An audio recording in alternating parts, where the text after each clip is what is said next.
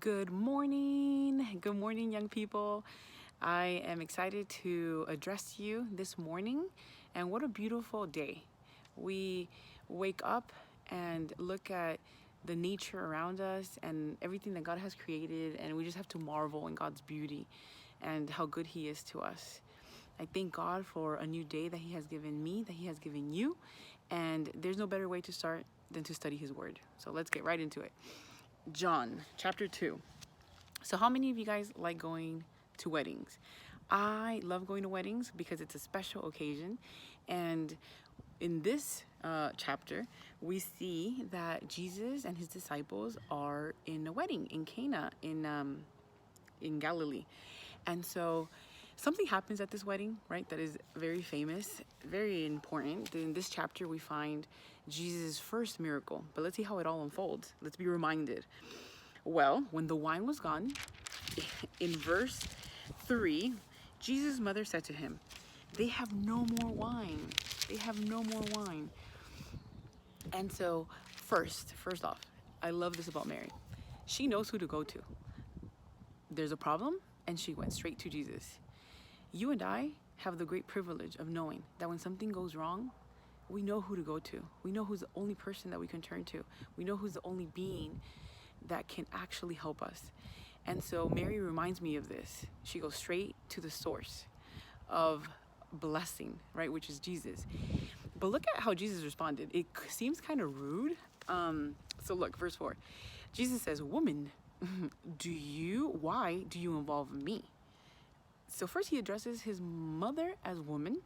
And I don't know about you, but I could not get away with probably calling my mom that way. Woman, I would get in trouble.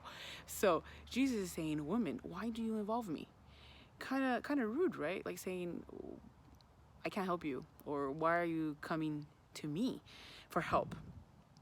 Jesus replied and then also said, "My hour has not yet come." So this is the thing. He didn't mean to be disrespectful. He is just basically saying, this is not the time, maybe, how I want to do how I want to perform my first miracle, perhaps. Let me do things in my own time. And then so he says, "My hour has not yet come." And I wonder how many times we go and ask God of something. We ask our Savior for something. And he might be telling us, "Hey, it might not be today that I answer you. It might be tomorrow.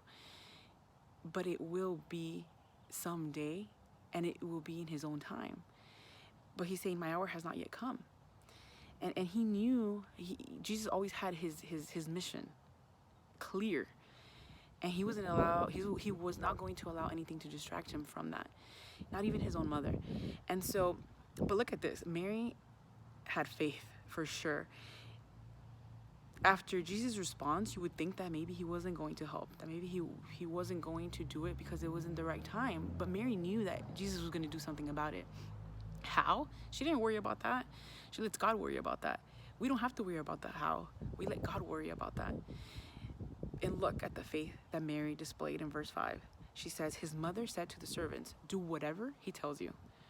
So after Jesus' response, she was not discouraged. She knew Jesus was going to act, and she told the servants, "Do whatever he tells you." And very well we know that those 6 stone water jars, that Jesus turned them into wine. And in verse 9, let's read that. It says, and the servants obeyed, and says, "And the master of the banquet tasted the water that had been turned into wine. He did not realize where it had come from, though the servants who had drawn the water knew." Jesus didn't want to reveal to everybody what he had done. At this point, the servants did know, though. Then he called the bridegroom aside and said, "Everyone brings out the choice wine first, and then the cheaper wine, after the guests have had too much to drink. But you have saved the best till now." And if we keep reading, we see that also this miracle was revealed to the disciples. Jesus will reveal himself in his own time, to whom he pleases, how he pleases. So what do we learn this morning? Let us not worry about the how. God will worry about that.